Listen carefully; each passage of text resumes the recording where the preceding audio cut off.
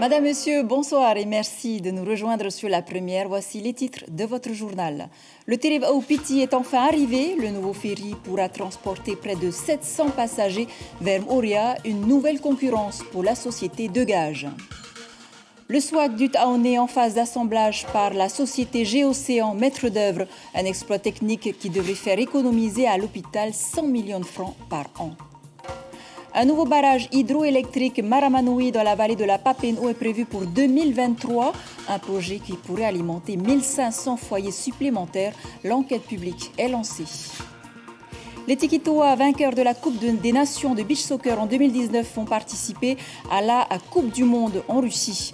Comment se prépare donc l'équipe?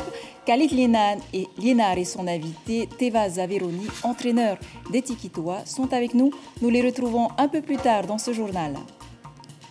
Enfin, les Floralis, c'est une soixantaine d'horticulteurs qui vous attendent dans les jardins de la mairie de Punaoya à l'occasion de la fête des mères. Jusqu'à dimanche, c'est à voir en fin de cette édition. Je vous le disais, le Tereva Piti, le navire flambant neuf de la compagnie maritime Tereva, a pénétré dans la rade de Papeete ce matin à 8 h. Le ferry a quitté l'Espagne il y a 4 semaines après son inauguration officielle. Il embarquera près de 700 passagers et une nouvelle concurrence pour le groupe de gage. Natacha Silagi et Sandroli. Une pêche pas tout à fait tranquille. Un navire de 78 mètres est en approche. L'ambiance n'est pas la même. Je me suis douté de quelque chose, quoi. C'est pas normal tout ça, quoi. Il y a du monde tôt le matin. Voilà, quoi. C'est un heureux événement en fait qui se produit ce matin, donc c'est avec plaisir de venir l'accueillir. Après 3 semaines de mer depuis l'Espagne, le ferry d'acier et d'aluminium entre dans la passe de Papeete. L'épouse de l'un des marins ne voulait pas manquer ça. Ça me touche beaucoup parce que ça fait 2 mois que mon mari est parti. J'ai chaud au cœur de voir le bateau arriver. Le Tereva prêt à en découdre. Avec ses 675 places passagers et ses 350 tonnes de fret en puissance dans ses cales, il concurrence directement le groupe de gage qui vient tout juste de lancer l'Aremiti 5 sur la ligne des îles sous le vent. Un investissement de près de 2 milliards. Tu sais quand est-ce que tu pars aux îles sous le vent et tu sais quand est-ce que tu reviens. Voilà, cela veut dire que tout le monde le sait, le retour des îles sous le vent, c'est un périple contre le Maramo. Hein. Et puis voilà, et puis le bateau, il est là, il est prêt à confronter ce retour dur, on va dire, des îles sous le vent à Tahiti, quoi.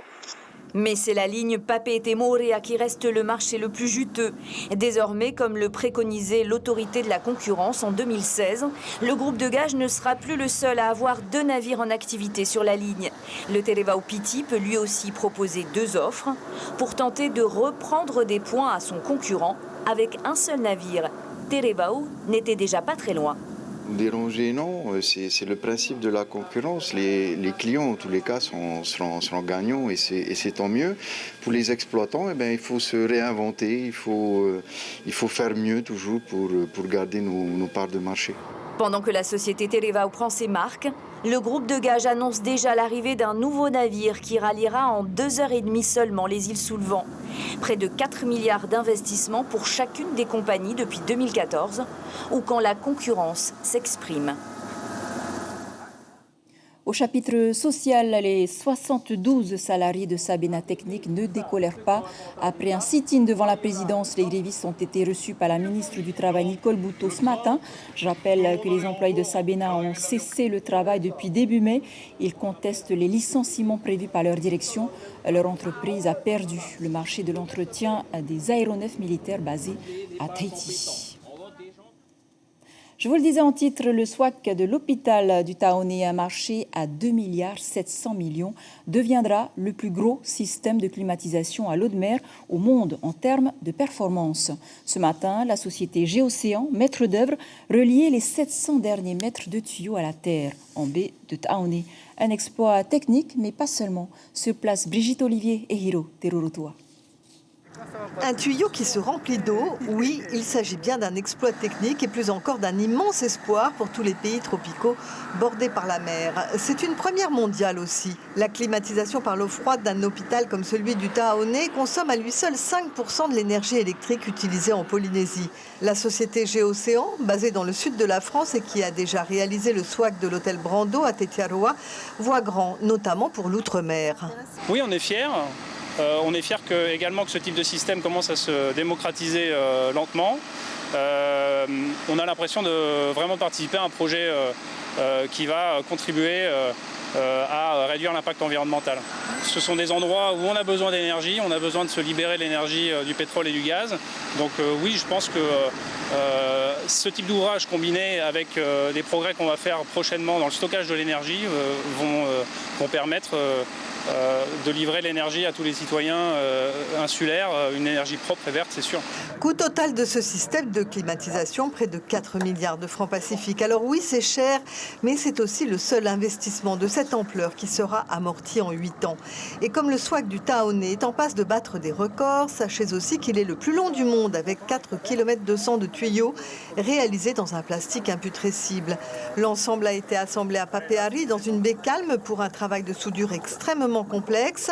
Autre difficulté du chantier, les conditions météo. Tous les travaux en mer sont sujets aux aléas météo, au vent notamment. Donc pendant la phase des études, on a déterminé les conditions maximales d'intervention et d'opération. Donc on ne peut pas travailler tous les jours. On est exposé aux conditions environnementales et on les respecte pour assurer l'intégrité de l'ouvrage. Le chantier est surveillé de très près par des biologistes. Un petit robot sous-marin filme toute l'installation et envoie les images à bord de ce bateau. Notre entreprise, c'est un bureau d'études en environnement littoral, donc on est chargé de surveiller toutes les opérations maritimes, donc toutes les opérations de Géocéan, donc aussi bien le coulage et au départ c'était le suivi de la fabrication de tous les lestes béton que l'on voit ici, donc de A à Z tous les travaux qui ont été faits par Géocéan. Pas de soucis écologiques donc, et la surveillance ne s'arrêtera pas à la fin des travaux. À Tetiaroa, d'ailleurs, elle continue cette surveillance et les études sont très positives. 10 ans après, il y a une recolonisation justement de toute la partie du récif qui avait été... On avait fait des transplants de coraux, les transplantations ont très bien fonctionné et il n'y a pas du tout de problème sur ce récif-là. La construction du SWAC du Taonnet a pris du retard avec la crise Covid qui a tout gelé pendant plus de 8 mois. L'hôpital disposera de ce système en septembre, un système qui lui fera faire des économies non négligeables.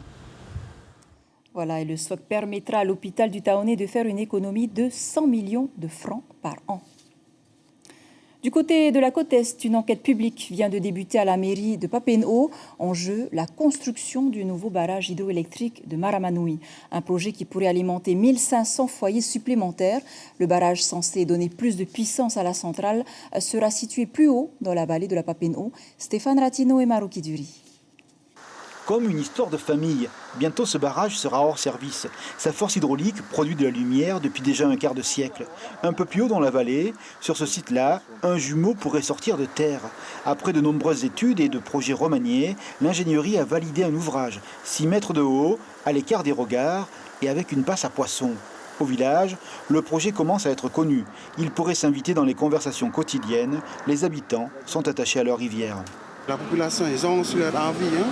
Ça c'est sûr, certainement. Et tu vas chercher des informations pour savoir ce que c'est toi aussi maintenant ? Oui.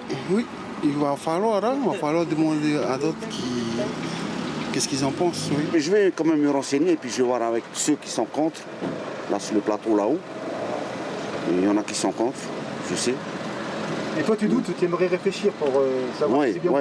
Oui, parce que je ne pense pas que c'est une bonne chose quand même de refaire notre barrage. La Papeete est une vallée précieuse par son cadre naturel, mais aussi par ses possibilités hydrauliques. La turbine qui fonctionne déjà a des capacités sous-utilisées. Elle restera en l'état. En allant vers l'aval, le tirant d'eau sera plus puissant. Conséquence, le volume d'électricité produit deviendra plus important. Le fait de déplacer le barrage existant, de le passer de la côte 85 à la côte 95, nous permet de gagner 10 mètres de hauteur de chute sur nos machines. Donc les machines vont pouvoir avoir une puissance supplémentaire, un productif supplémentaire de 4,5 gigawattheures permettant d'alimenter à peu près 1250 farés supplémentaires.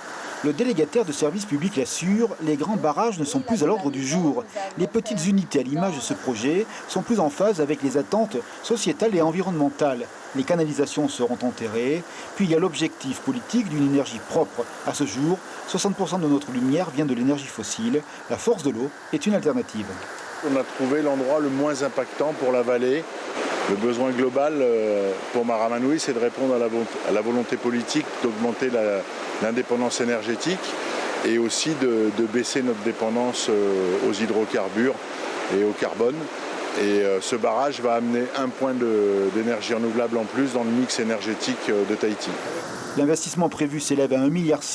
La construction de ce barrage occupera 40 personnes à temps plein durant 2 ans. Et s'il est validé, le projet devrait se concrétiser d'ici 2 ans. Et puis, en bref, justice. Souvenez-vous, 9 personnes avaient été interpellées le 26 mars dernier pour trafic de cannabis entre Hua Hin et Tahiti. Elles seront jugées demain en comparution immédiate devant le tribunal correctionnel. Pour mémoire, 40 kilos de pacas séchés ont été saisis dans ce dossier. 7 suspects sont en détention provisoire et 2 sous contrôle judiciaire. Et dans les îles, la formation professionnelle des pêcheurs prime par-dessus tout. 15 professionnels de la perle du Pacifique ont suivi un stage d'1 mois et demi. Ils passent enfin les épreuves orales, une étape importante avant de passer le brevet de capitaine de pêche côtière, le précieux sésame qui donne droit à l'obtention de la licence, la fameuse licence de pêche. Les épreuves se sont déroulées sur 2 jours avec un tirage au sort pour les thèmes à exposer. Les précisions de Taponui Teipoari, responsable de ce stage, suivi d'une pêcheuse professionnelle interrogée par Rosana Mehuta.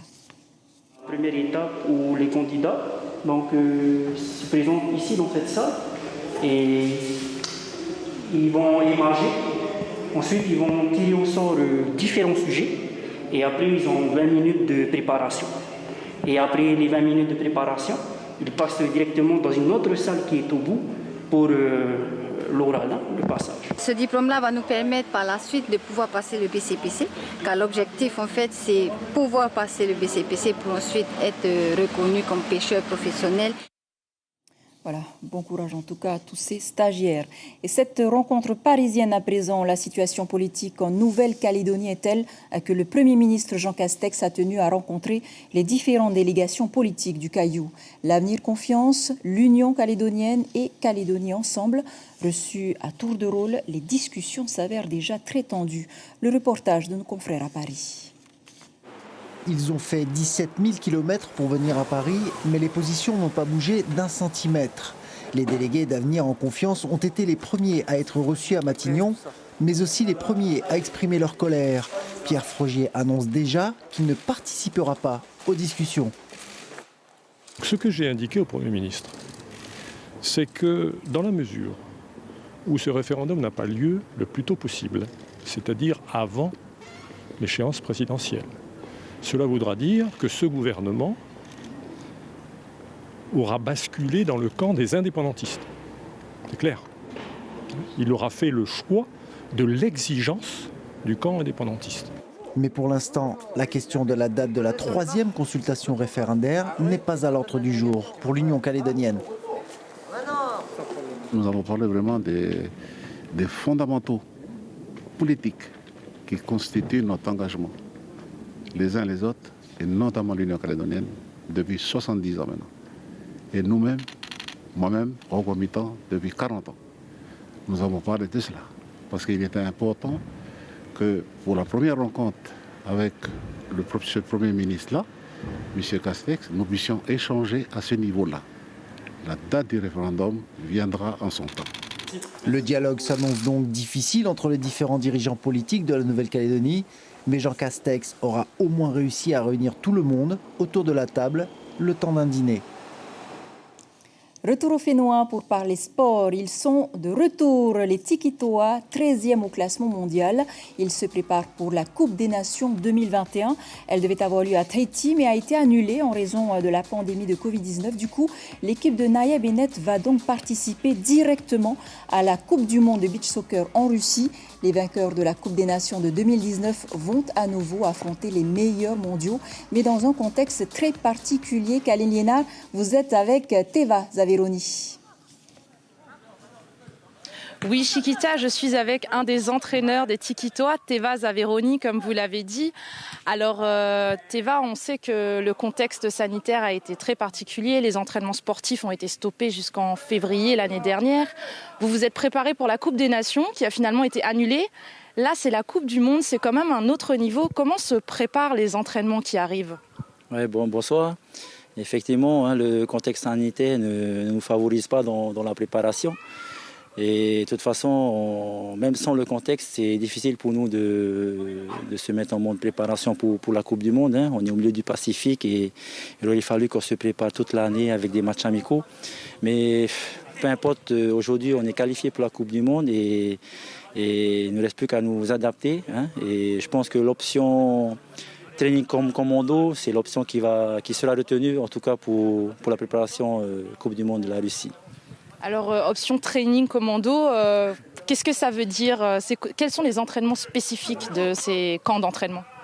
En fait, c'est comme depuis 2013, on a toujours fonctionné ainsi. On s'est mis au vert un peu pendant minimum, c'était 3 à 5 mois. Aujourd'hui, le contexte est difficile, mais on essaie de mettre en place un minimum de 2 mois de préparation. C'est pour ça qu'on a pris un effectif assez large. C'est pour voir les disponibilités des uns et des autres. Parce qu'il va falloir faire des sacrifices, il va falloir avoir des congés, il va falloir mettre de côté un peu la famille pour la préparation. Mais toujours est-il que la motivation première, ce sera bien sûr la famille, le pays et tout ce qui nous encourage avec. Un effectif large, ça veut dire 18 joueurs comme ceux qu'on a derrière nous ce soir. Et au final, c'est combien de joueurs qui vont partir ? Alors, on doit remettre une liste de 18 joueurs avant le 19 juin à la FIFA. Et puis ensuite, à nous de décider pour la préparation, le training camp au mois de juillet-août. On doit effectivement remettre une liste définitive de 12 joueurs. Qui seront prêts à faire des sacrifices parce que vous avez les Tikitoa, ils ont été 2 fois vice-champions du monde en 2015 et en 2017. Est-ce qu'on peut dire que la 3e, c'est la bonne, que vous visez ramener la Coupe du monde de beach soccer à la maison à Tahiti ? Je ne sais pas pour le moment. La concentration, c'est sur la préparation. On ne veut pas faire office de figurant sur cette Coupe du Monde. On veut vraiment... Déjà, l'objectif premier, c'est passer les phases de poule. Et puis ensuite, prendre étape par étape. Et le reste suivra, comme on a fait en 2015 et en 2017. On ne va pas se focaliser sur cette Coupe du Monde, mais en tout cas, on y va pour être pris pour cette Coupe du Monde. Et dernière question, une des premières étapes avant le départ, est-ce qu'il y a cette question de la vaccination qui va se poser pour les joueurs ? Oui, je pense, c'est très bien. D'ailleurs, Tonté De Bruyne est passé nous voir aujourd'hui, qui sera notre docteur officiel à la Coupe du Monde. Et justement, le sujet de la vaccination était de mise ce soir. Et donc, à nous de faire les efforts. S'il faut qu'on se vaccine, on ira se vacciner. Il n'y a pas de souci. Prêt à faire des sacrifices et à tout pour ramener cette Coupe du Monde. Prêt. On a bien discuté avec tous les joueurs, avec les anciens surtout. On a intégré quelques jeunes qui doivent se préparer pour le futur. Mais si les anciens sont motivés comme au tout début, écoute, je pense que cette motivation, on en a besoin pour bien figurer à cette Coupe du Monde. Merci Teva pour toutes ces précisions. Voilà ce qu'on pouvait dire ce soir de nos Eito du Fénois à Chiquita. Merci Kaline Liénard, merci aussi Teva Zaveroni et on espère que cette 3e tentative sera la bonne. Et en attendant le bilan Covid du jour en Polynésie, on compte 13 cas actifs ce mercredi, dont 2 cas nouveaux depuis hier, une hospitalisation en réanimation. Plus de 42 700 Polynésiens sont totalement vaccinés. Plus de 57 000 attendent leur deuxième injection. Des indicateurs qui encouragent à sortir, qui redonnent confiance aux Polynésiens. Illustration justement au marché de Mapuru à Paraita qui se part de ses plus beaux atouts pour la fête des mères. Les mamans ont sorti les grandes décorations pour attirer la gente féminine et masculine en quête d'un présent à offrir. Des bouquets de fleurs, de la vannerie ou encore des parures de perles. Des idées cadeaux ne manquent pas. À l'instar des 60 pépiniéristes et horticulteurs réunis autour des Floralies. Et oui, les Floralies, 11e édition, reviennent après une année compliquée liée à la Covid. L'exposition horticole reprend sa place dans le jardin de la mairie de Punaoya. Une exposition toujours aussi plébiscitée, comme l'on peut constater Herevai Hoatai Sandrouli. Un regard aiguisé et un geste expert. Patricia peaufine la préparation de ses plantes. Depuis ce matin, elle fait partie de la 60aine d'exposants des Floralies. On avait besoin d'exposer pour liquider un peu les plantes qu'on avait préparées pour la foire agricole qui a été annulée vis-à-vis du Covid. Environ 70% des plantes exposées sont des fleurs. Toutefois, quelques arbres fruitiers, aromates et même du miel se sont ajoutés à l'exposition. De quoi satisfaire les goûts de chacun. J'ai trouvé mon bonheur. Des porte-pieds. Le tanné, il paye pour la fête des mères. Oui, c'est moi.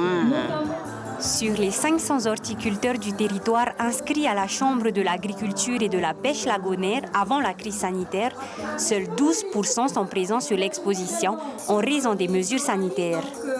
Floralies, c'est vraiment une exposition qui montre le savoir-faire des horticulteurs. Parce qu'on parle beaucoup, on met toujours en avance les agriculteurs. Alors que le mois de mai, c'est un joli mois de mai. Et on a mis la Floralie spécialement pour la fête des mères. Si vous n'avez toujours pas trouvé de cadeau pour votre maman, les exposants de Punaoya vous attendent jusqu'à dimanche. Ne manquer sous aucun prétexte. Également dans l'actualité, cet appel à témoins concernant Augustine Tetuaura Marea. La jeune femme de 26 ans n'a pas regagné son domicile à Oremu 1 dans la commune de Faa depuis le 27 avril. Augustine est typée polynésien de corpulence moyenne et mesure 1,71 m, cheveux bruns à l'épaule et les yeux marron clair. Toute personne l'ayant aperçue est priée de contacter la gendarmerie de Faa au 40 46 72 00 ou le 17. Avant de nous quitter, ne manquez pas 19h30 Vevo, le magazine de la rédaction, vous emmène dans les ateliers de parole de la maison d'arrêt de Tatutu avant de vous faire découvrir l'île paradisiaque de Tupai, un magazine plein de couleurs, vous allez le voir. Voilà qui referme cette édition dont je vous rappelle l'information principale. Le Tereva Opiti est enfin arrivé. Le nouveau ferry pourra transporter près de 700 passagers vers Mouria, une nouvelle concurrence pour la société de gages. À la une de votre dépêche demain, le quotidien titre sur comment se retrouver avec le bio. Voilà pour l'essentiel de l'actualité. Merci de nous rester fidèles. 5h, vos infos radio. Restez avec nous. À suivre Yaiho Tehirua, 19h30 Vevo, 20h, votre film Infidèle. Belle nuit sur la première. On se quitte sur l'éclipse lunaire d'hier soir. Des images signées Patrick Tsinsing. À demain.